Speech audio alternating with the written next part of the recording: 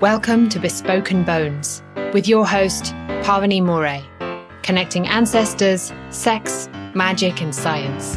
Pavini explores transpersonal tools for erotic wellness every new and full moon, engaging educators, healers, spiritual leaders and scientists in revolutionary dialogue. Get ready to feel good and go deep. This is Bespoken Bones. Hi, and welcome to Bespoken Bones, Ancestors at the Crossroads of Sex, Magic, and Science. We are healing trauma, connecting with our roots, and developing radiant erotic wellness in past, present, and future generations. And I am your host, Pavini Moray. And today, it's my absolute pleasure to introduce you to Dr. Sandra Easter. And Sandra is the author of the book, Jung and the Ancestors Beyond Biography, Mending the Ancestral Web. She received her master's degree in applied psychology from the University of Santa Monica and her PhD in depth psychology from Pacifica Graduate Institute. Sandra is adjunct faculty at Pacifica Graduate Institute. She maintains a private practice in Denver, Colorado, and she offers workshops in ancestral soul work and transformational visioning. And we'll be telling you a little bit more about an upcoming workshop at the end of the show. And for more on her work, the best way to be in touch is on her Facebook page, which is Sandra Easter, PhD. So hi, Sandra. Welcome. Hi, Pavini. Really an honor to be talking with you today. Yeah, it's super good to have you here.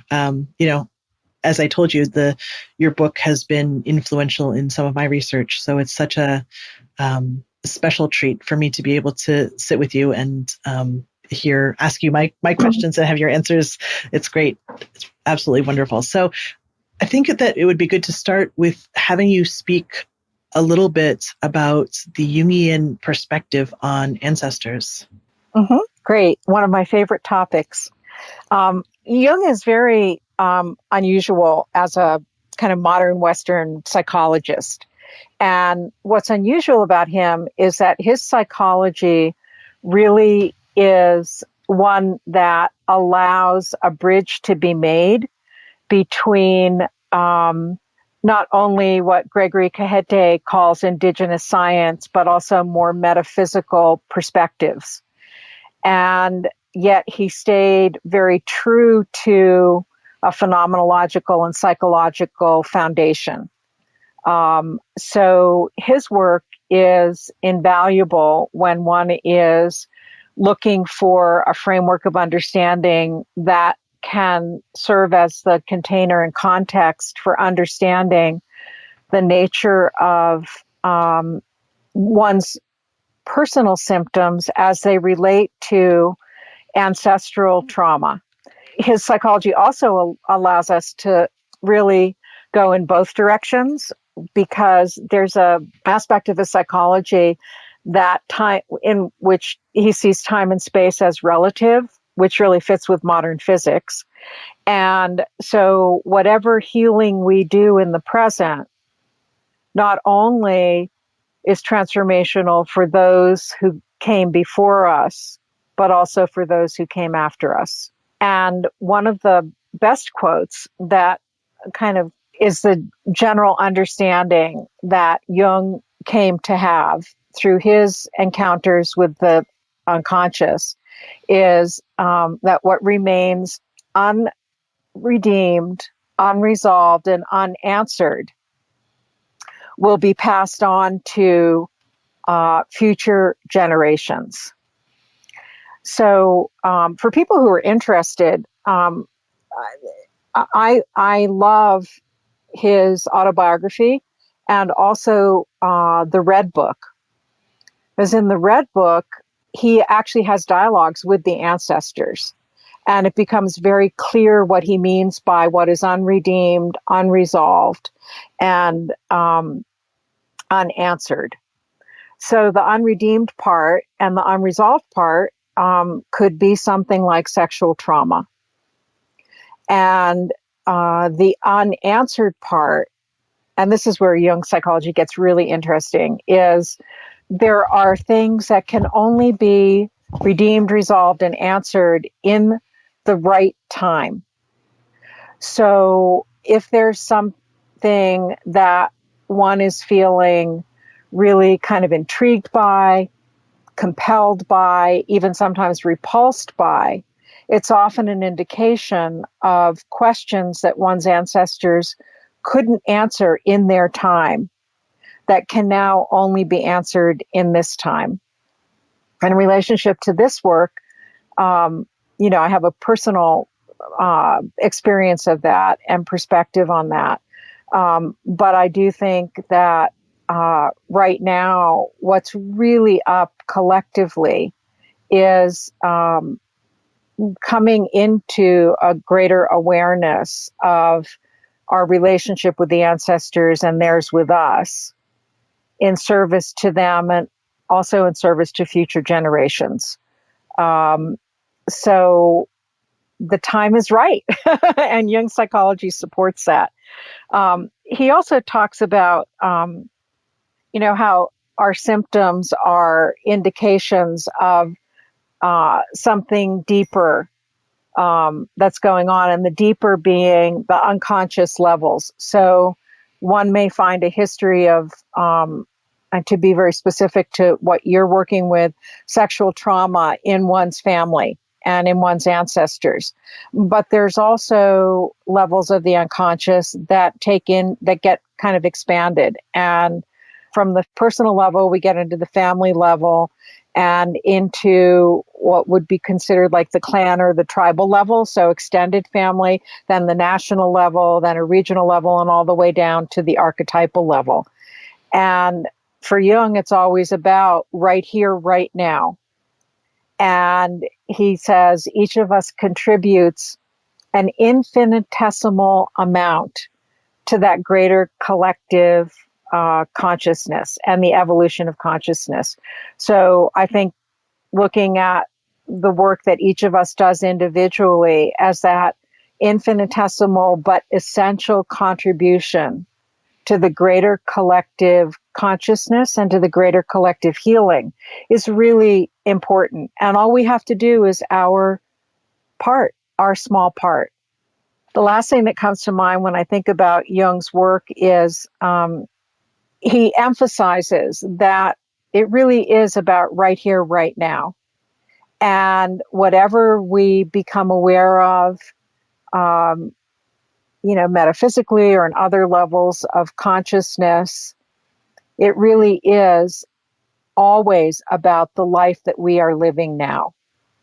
And not from a Jungian perspective, but from what I learned from Malidoma Somé, all the ancestors want to do is to heal and to bring back into balance and harmony what was put out of balance and harmony by things that were harmful and hurtful. Yeah, thank you. That's great. I love the framing of how the Jungian perspective on ancestors kind of holds the work that you're doing. One of the important concepts, I guess, that I really took away from reading your book was that until there is a framework, until folks have a framework for transgenerational transmission of trauma, that's actually a thing, right? That I can be embodying symptoms and suffering as a result of experiences of my ancestors. So until folks have a framework of that being true, you can't really get over that piece of it, right? And that your work is seeking to really highlight that, right? To bring into consciousness that awareness that there is this phenomena that happens to us, or can happen to us. And, that through that acknowledgement of what is, we can then begin to make steps towards healing in the present, right? Which then, as you just so elegantly said, really helps the ancestors. It helps the generations in the past find resolution, find redemption, right? That's just so beautifully said. Thank you for that. Modern Western psychology really is oriented in the direction of personal biography. And by just expanding that framework of understanding in the way that you just described, it changes everything, because one can only heal to the level with which one understands the context of the symptom. And yeah, expanding the concept to include ancestry changes the game and changes it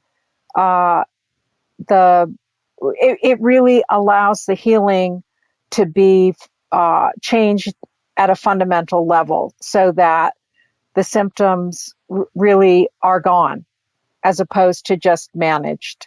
Yeah, would you speak a little bit to that? Because I think that in a lot of the research that I've been doing around transgenerational transmission of trauma, like in Holocaust families, for example, the kind of the mindset has this piece of silence. It has this piece of, well, that's the past. Let's not rehash that.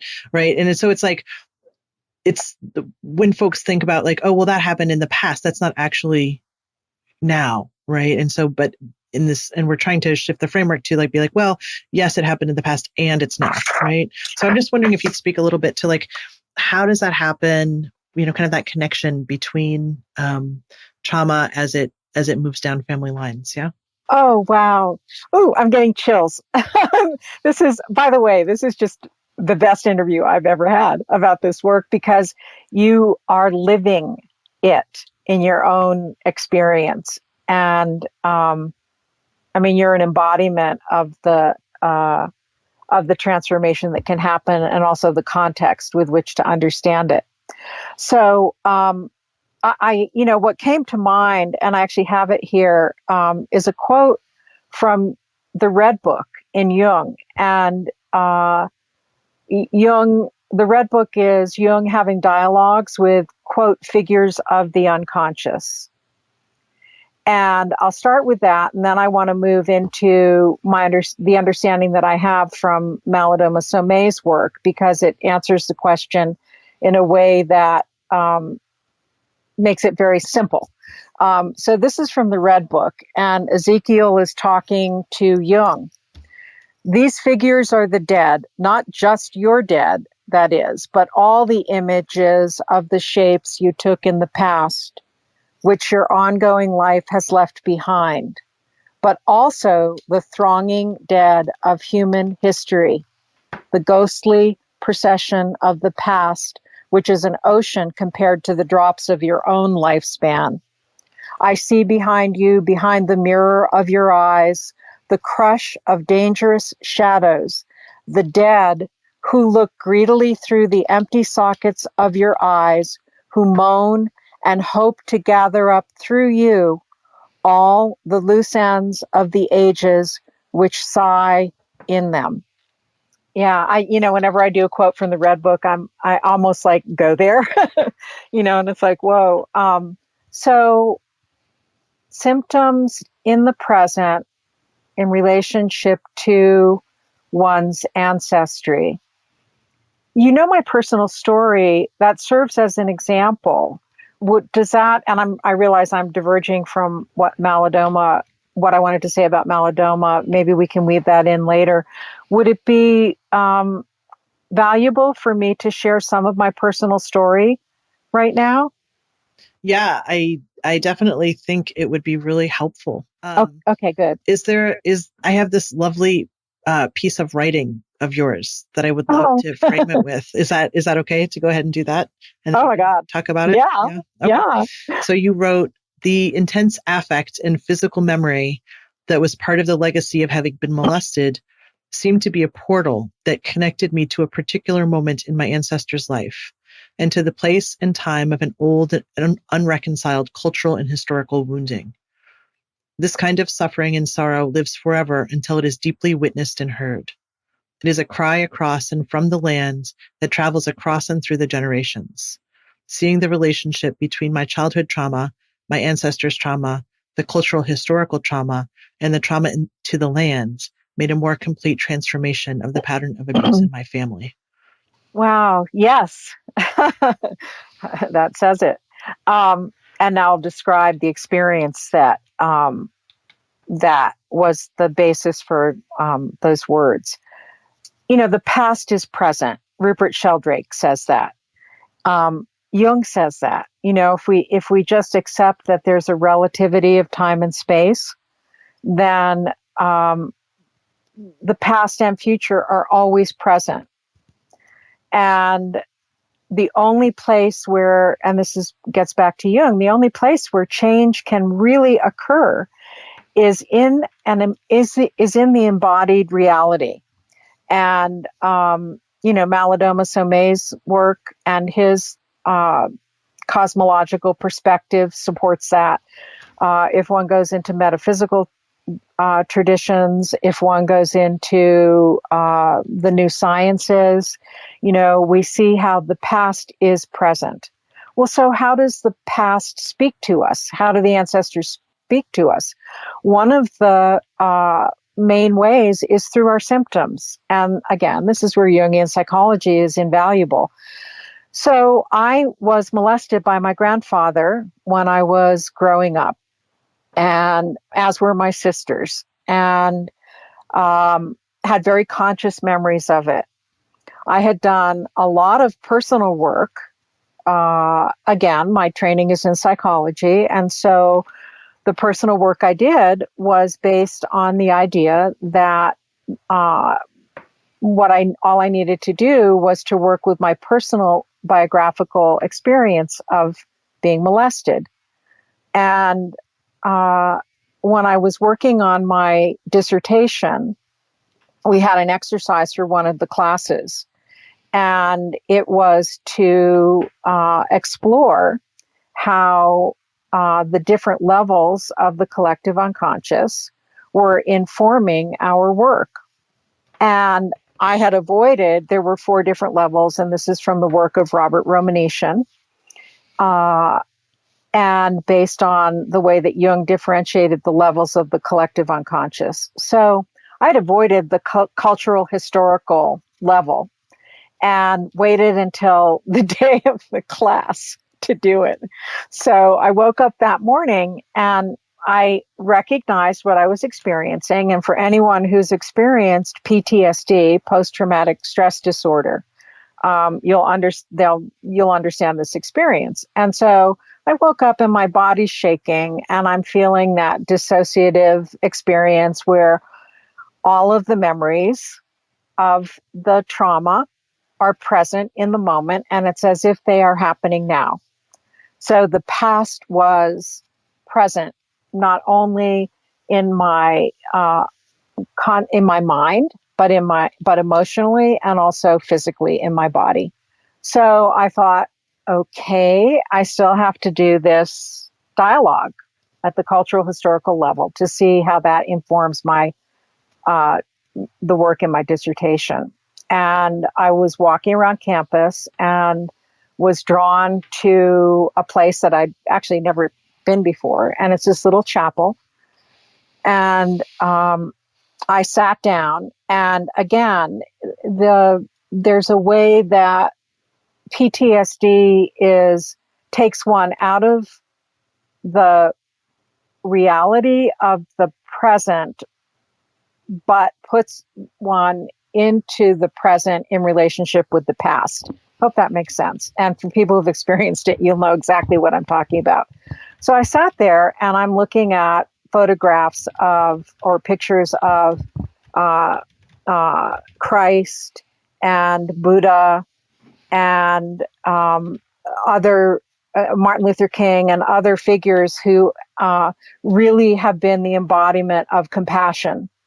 And I'm looking at them and my body's shaking and I'm crying and I'm wondering, what the heck does this have to do with any cultural historical level, of my dissertation? And what happened in that moment was an experience of grief and pain, and that was way bigger than my personal experience related to my trauma. So again, this comes from Jung's psychology, and his work with the complexes. And I thought, okay, so I'll stay with this feeling and see where I go, see where it takes me. And when I say feeling, I mean the physical, the mental, and the emotional experience of the trauma. And I stayed with it. And then I was aware of a smell of smoke and fire and found myself on a hillside. And I was the Native American figure. As I became more aware of that, I differentiated my consciousness from this Native American figure, and to and for those people who want to read the details in this story, it's in the book. And what I want to do is to move kind of right to the point. So through this imaginal dialogue, what I realized is that my personal experience of trauma was the portal into the trauma that the people who are native to this land have experienced and continue to experience, and the trauma to the land itself. As I continued to, and it connected me to an ancestor, Roger Williams, who came to this land back in the 1600s. And I'm a direct descendant of his, and 5 generations back, 2 of his descendants married each other. So it's direct. It's in my DNA. It's in my blood. And what I discovered is that Providence, Rhode Island, and this is another way to see how the past is present. Providence, Rhode Island was burned synchronistically and coincidentally on the day that I was also born. And Providence had been given to my ancestor Roger by the Narragansett when he was banished from Massachusetts Bay Colony by my now ex-husband's ancestor. And again, if people are interested in the details of this story, it's in my book. And how does this relate to, like, for people who've experienced sexual trauma or have other symptoms? How does this relate to what you and I are talking about, and how does this relate to one's personal process of healing? By framing it in the context of the trauma, that the cultural historical trauma that has happened and continues to happen to people who are native to this land, I was able to recognize that not only was it the personal trauma that I was experiencing, but it was the trauma that my ancestor had experienced as he came into relationship with this, with the Narragansett and the Wampanoag people on this land, and what he was unable to reconcile interculturally lived in me intrapsychically. And my connection to that conflict between what I would call a more, what Jung would call an archaic consciousness, what I would call a more indigenous consciousness, and my modern Western consciousness, was part of the healing of my sexual trauma. What I never expected to happen is when I did this work, and it's a lot to be able to hold this. And I really recommend that people not only do ritual and ceremony, but also do the psychological work and get the support from someone who is familiar with this way of working as they do the work, because when one touches those deeper collective levels, it's almost intolerable. But the miracle that happened, which I never expected to happen, and it happened when I was doing an ancestor dialogue, after looking at and working with the ancestral and the cultural and historical trauma. I was having a dialogue with my grandmother and with my grandfather, and I experienced forgiveness. It was a spontaneous experience of my heart, it had nothing to do with my will. And I could feel these waves of love kind of moving through me to my grandfather and through my maternal lineage. And, what I can say is, after that, the kind of grip that traumatic experience from my childhood had on me and the symptoms of PTSD really disappeared, which is kind of remarkable, because one learns from a more psychological framework that it's like one learns how to live with that. And this was such a deep healing. And all of this work, in my experience and in my experience with clients that I work with, is all about love flowing freely between the generations. And I never expected to be able to open to the love that my grandfather always had for me, and to the love that I had for him. And I see also how, by me doing this work, I am the mother of two beautiful young women. My daughter Melissa just turned 27 on Saturday, and Margaret is 24. And I see how doing this work frees them up from the burden of this sexual molestation trauma, which is, it's not merely isn't quite the right word, but it is an echo of the trauma that happened to this land and to the native people of this land. And as I've done this work, it frees them up from that burden. It's really interesting because I hear a couple of things here that I want to draw out.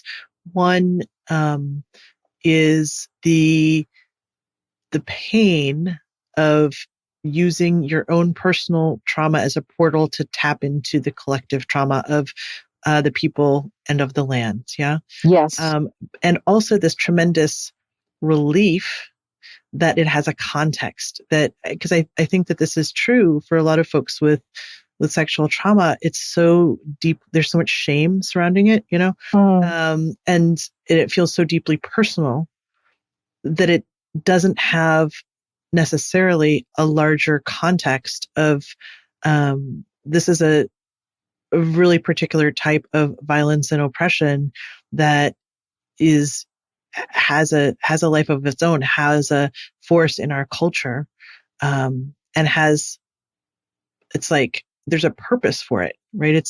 I mean, sexual violence is used in really particular ways to create really particular experiences of power and powerlessness for folks, right? So that there's this way that framing it within that larger collective trauma, it's like, oh, I'm not alone, right?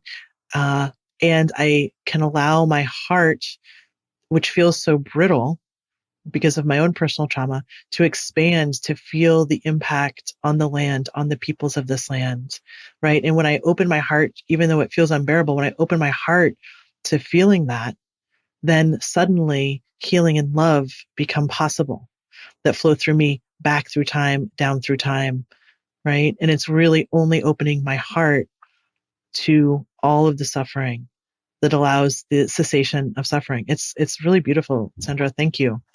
You just have such a beautiful way of articulating it. And I really appreciate that. And yeah, finding meaning in one's suffering, especially for people, shame is huge. Shame and blame, and finding meaning in whatever way that can be found to one's suffering, especially when it's as profound as the suffering that comes from being sexually molested, really changes the story. The thing that a lot of people who've experienced trauma are missing is a coherent story and a coherent narrative.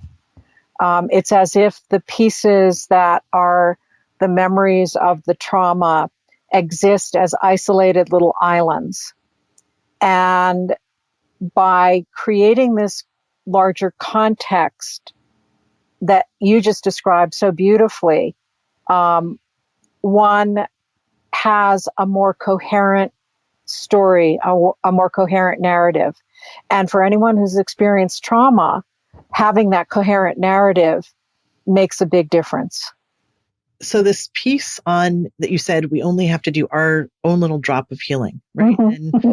And in my research with folks around ancestral reverence for the sake of developing wellness, one of the themes that emerged again and again was that folks really believe that doing their own healing work is impactful for both their ancestors and the collective. And so is it okay to read a little bit more from your book? Oh, thank you. Sure. Okay. Because I want to read a little bit more to frame the next question that I want to ask you. So you wrote, reaching backward and forward in time and through space, discovering the way one's personal story of trauma is connected through the lives of one's ancestors to the greater collective story can contribute to creating an expanded narrative context. This more inclusive context has an emotional and narrative coherence that is characteristically lacking in the stories of individuals who have experienced trauma. That's what you were just speaking to. Mm-hmm. And then you go on to say, individual trauma in the present may reflect and be an embodiment of ancestral and cultural trauma, and addressing this trauma within the individual in the present, listening for the echoes from the past, may begin to restore balance and harmony within the collective psyche and cosmos, as well as for the traumatized individual. Following the thread through all the levels, discovering and remembering other places of origins of the trauma, and listening to what is being asked for in the moment in response, offers healing not only to the individual, but also to the family, community, and the earth itself. Weaving the threads of stories of one's ancestors with one's own new meaning may be found within personal and collective suffering. And so I want to ask you this question about responsibility, right? So as a survivor of violence, of sexual violence, I am left with this bag of trauma, right? Mm-hmm. And it's really unfair that, the victims of sexual violence are the ones who have to deal with it. But if I don't deal with it, where does that land us? So, but yet there's a lot of I would say there's a lot of resistance to, it's like, I'm mad that I have to deal with this, right? And so I don't really want to deal with this because it's a pain in my butt and it's going to, be emotionally hard. And so, there's this tendency of our culture to kind of just be in denial about it. Well, that happened in the past. I'm not going to do anything about that. Right. And so we have all these traumatized beings walking around and, honestly being shitty to each other. Right. And so I wonder if you could just speak to my own responsibility for healing my trauma and the cultural impact that can have when I make that step into doing that work. Wow. You just said so much. And, I just want to acknowledge that, I forget this sometimes, but the burden that comes with, okay, so not only did I have to suffer this and with this on a day-to-day basis continually, but now I have to take responsibility for healing it. And there's always in the groups that I offer and with individual work that I do with people, that always comes up. It's like, well, okay, so now I have to do this too. Are you effing kidding me? And I just want to acknowledge that, that is a deep truth. That is also the thing that for me personally compelled me because I did not want to be in this pain. It's like, this is not okay with me, and I also heard you say that, it's like, well, it's in the past. And a lot of times it's like, well, just get over it. There's such a deep misunderstanding about what living with that kind of trauma means for a person. And people do tend to dissociate and go unconscious when the word molestation comes up. They want to fix it. They want to make it less than what it is, because it's intolerable. So, to your question of responsibility, the other thing that comes to mind, I remember sitting with my sisters and their spouses, and one of my sisters turned to me, and she's a much more traditional cognitive behavioral type of psychologist than I am, and probably has never had an imaginal experience, even like with Santa Claus or the Easter Bunny, and really shies away from that. And so we're sitting talking, and I just thought, I'm going for it. I'm just going to share, what I'm writing my dissertation on. And she turned to me and she said, well, why do you get to do this work? And I said to her, I said, honestly, if you want this, it's yours, And so there's this, I'm glad you laughed. There was this why me kind of feeling in that moment too. And it's like, you really want to do this, and she's working with her experience of being molested in her way. So I don't want to like make that less than what I'm doing. What I see is that what she's doing and what my sister's doing and what my mother couldn't do and what her sister couldn't do, and what I'm doing all serves as a part of what must be done. So, she climbed mountains. And there are so many different ways of addressing this. So we are invited to work with this out of the necessity and the insistence of healing our own pain. The responsibility, I get this. This is great because we're getting back to what I was going to share about what I learned from Malidoma Somé. And one of the questions I had was, so wait a minute, what's the relationship between this world and what Michael Meade calls the world behind the world? And the way that I understand it is change can only happen in this embodied physical reality. And Malidoma says it in his way. And Jung also says that. It's in his autobiography. And there is a necessity to embodied existence where change can happen in ways that it cannot happen in the worlds behind the world. The ancestors and the descendants, the ancestors yet to be born, have a perspective that we in an embodied state in a three-dimensional, pretty time-space bound reality don't have. They see where the wounding is in that larger perspective, and they can serve as guides for how one can take steps to heal that.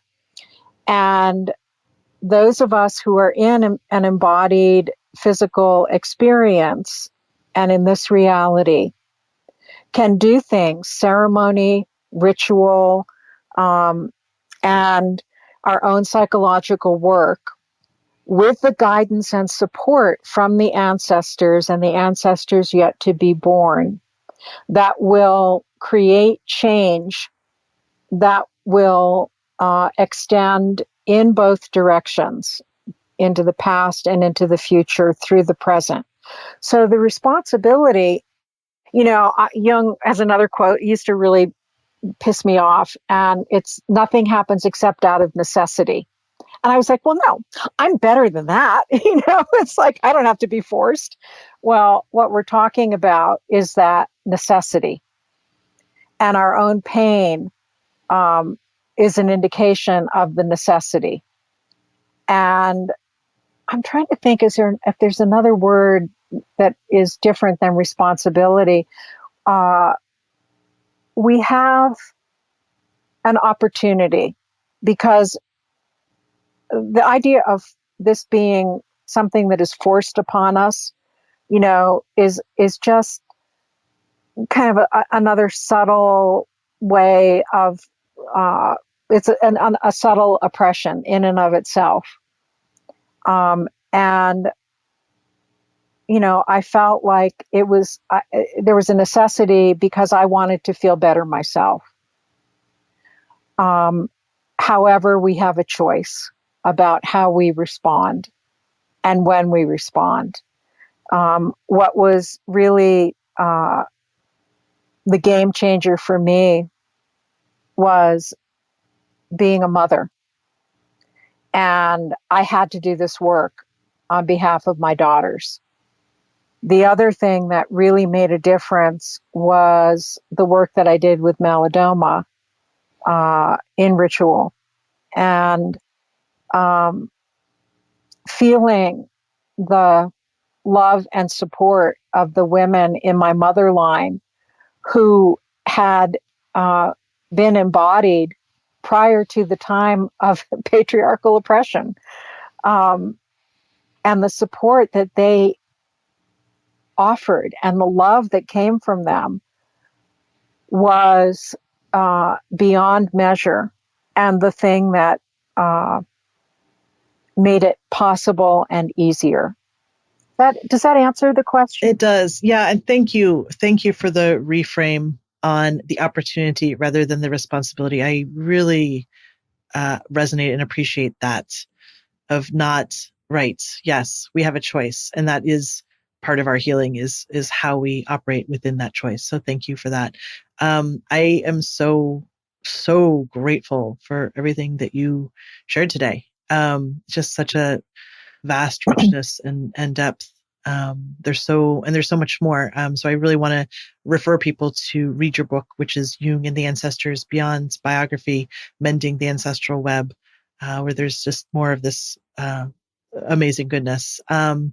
And also directing folks to your Facebook page, which is Sandra Easter, PhD. And you have a workshop coming up that I just want to mention in Santa Rosa, California in April. And it's a weekend workshop, and I think you said you have 3 more spaces available. So if listening to Sandra really calls to you, I really invite you to follow up with her. The workshop is on ancestral soul work, and it's April 6th through the 8th. And there's a Friday night intro evening that's available for everyone that you can attend, which is at the Unity Church in Santa Rosa from 7 to 9. And then the workshop itself is going to be in Healdsburg, California. And this is an intensive, deep exploration for transformation and ongoing work in the more conscious dialogue with ancestors held in a ritual ceremonial space. And Sandra's email is sandraeasterphd@yahoo.com. And you can also give her a call, which her number is 805-705-4892. Just keep in mind that she's in the Mountain Time Zone. So Sandra, thank you. It's been such a pleasure. Oh my gosh. Thank you so much. oh gosh, thank God this work is getting, and I don't mean just my work, but this work with the ancestors is getting out into the world more, and you're really providing a vehicle for that to happen. So thank you so much. It's been an honor. So thanks, folks, for listening to this episode. And if you have felt inspired or curious about anything you heard, I would love to hear from you. You can go to the show's website, which is www.bespokenbones.com, and you can be in touch there. There's a contact form. Ask questions that you'd like to hear answered on the show. You can suggest people that you'd like to have on the show. And you can also learn more about the sexual and ancestral wellness work that I offer in my private practice. I am Pavini Moray, and I will be back every full and new moon with more embodied goodness and ancestral wisdom. Blessings on you and on your ancestors.